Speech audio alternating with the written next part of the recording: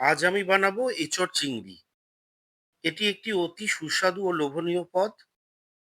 এই মরশুমে এঁচোড় খেতে আমাদের সবাইকারই কম বেশি ভালো লাগে। তাই আজকে আমি বানাতে চলেছি এঁচোড় চিংড়ি। এখন আমি প্রথমেই ৫০০ গ্রাম এঁচোড়কে কেটে ভালো করে ধুয়ে নিয়েছি। এখন একটি প্রেসার কুকারে সবখানি এঁচোড় ও পর্যাপ্ত পরিমাণে জল দিয়ে তাতে লবণ ও হলুদ মিশিয়ে ২ টো সিটি বাজিয়ে এঁচোড়টাকে কিছুটা সেদ্ধ করে নেব।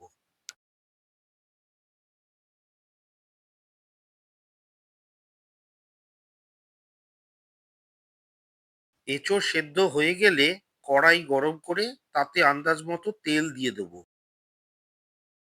তেল ভালো করে গরম হয়ে এলে তাতে আগে থেকে লবণ ও হলুদ মাখানো চিংড়িগুলি দিয়ে হালকা করে ভেজে নেব।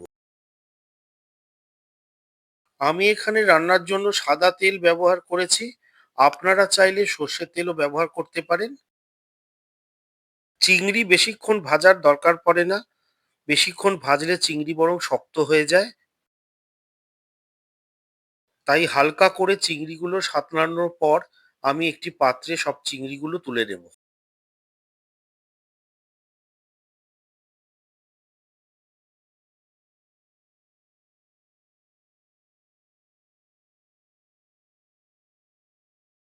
এরপর গ্যাসের চুলা বন্ধ করে ওই চিংড়ি ভাজা তেলের মধ্যে কয়েকটি শুকনো লঙ্কা ছিঁড়ে দেব, কিছুটা সাদা জিরে ও কয়েকটি তেজপাতাও মিশিয়ে নেব। এরপর তাতে দেব আগে থেকে কুচো করে রাখা পেঁয়াজ। আমি এখানে প্রায় ১০০ গ্রাম পেঁয়াজ ব্যবহার করেছি।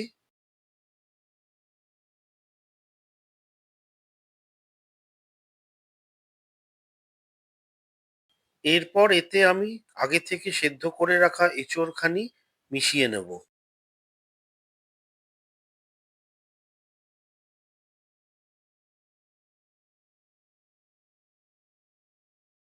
এরপর এই এঁচোড়ের মধ্যে আমি ২ চামচ মতন হলুদ গুঁড়ো, স্বাদ অনুযায়ী লঙ্কার গুঁড়ো ও ১ চামচ ধনে গুঁড়ো ও ১ চামচ জিরা গুঁড়ো মিশিয়ে নেব।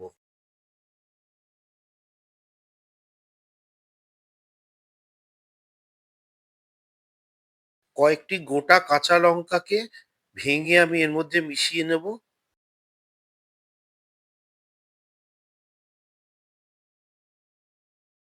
২ টি মাঝারি সাইজের টমেটোকে কুচি করে এর সঙ্গে আমি মিশিয়ে নেব। এখন গ্যাসের চুলাটিকে জ্বালিয়ে নিতে হবে। এবার কড়াইতে আন্দাজ মতো তেল, লবণ ও ১ চামচ চিনি মিশিয়ে সবকিছু ভালো করে নেড়েচেড়ে মিশিয়ে নেব। এই পর্যায়ে লবণ আন্দাজ মতো মিশিয়ে নিতে হবে এবং মনে রাখতে হবে আমরা যখন এঁচোড়টি সেদ্ধ করেছিলাম, সেই সময়েও কিন্তু লবণ ও হলুদ দিয়েই সেদ্ধ করেছিলাম। তাই লবণটাকে নিজের আন্দাজ মতো এখানে মিশিয়ে নিতে হবে। সবকিছু নেড়েচেড়ে ভালো করে মিশিয়ে মসলাটা একবার কষিয়ে নিতে হবে।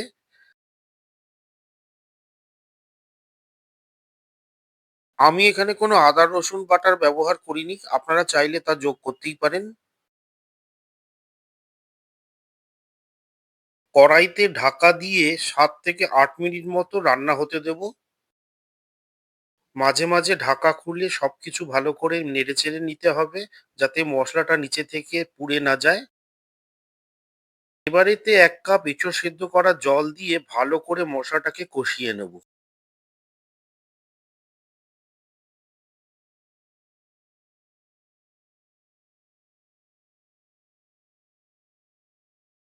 মসলা ভালো করে কষা হয়ে গেলে তাতে আগে থেকে ভেজে রাখা চিংড়িগুলি দিয়ে সবটা ভালো করে মিশিয়ে নেব। আবারও কড়াই ঢাকা দিয়ে ৭ থেকে ৮ মিনিট মতো রান্না করে নেব। কড়াইয়ের ঢাকা খুলে সবটাকে ভালো করে নেড়েচেড়ে কষিয়ে নেব। এখন আমাদের এঁচোড় চিংড়ি প্রায় প্রস্তুত হয়ে এসছে। নামানোর আগে ১ চামচ ঘি ও হাফ চামচ গরম মসলা মিশিয়ে নেড়েচেড়ে নিলেই আমাদের এঁচোড় চিংড়ি একেবারে তৈরি। সুস্বাদু এঁচোড়ের এই পদটি গরম ভাতের সাথে পরিবেশন করুন। আমার আজকের রেসিপিটি ভালো লাগলে একটি লাইক আশা করব। আর চ্যানেলে নতুন হলে অবশ্যই সাবস্ক্রাইব করে আমার পাশে থাকবেন। আমি নিত্য নতুন রকমারি স্বাদের বিভিন্ন খাবারের রেসিপি আপনাদের সঙ্গে শেয়ার করে থাকি। আপনারা সবাই সুস্থ থাকবেন, ভালো থাকবেন, ভালো খাবেন। দেখা হবে এর পরের এপিসোডে আবার একটি নতুন কোনো রান্না নিয়ে। ধন্যবাদ। Thanks for watching.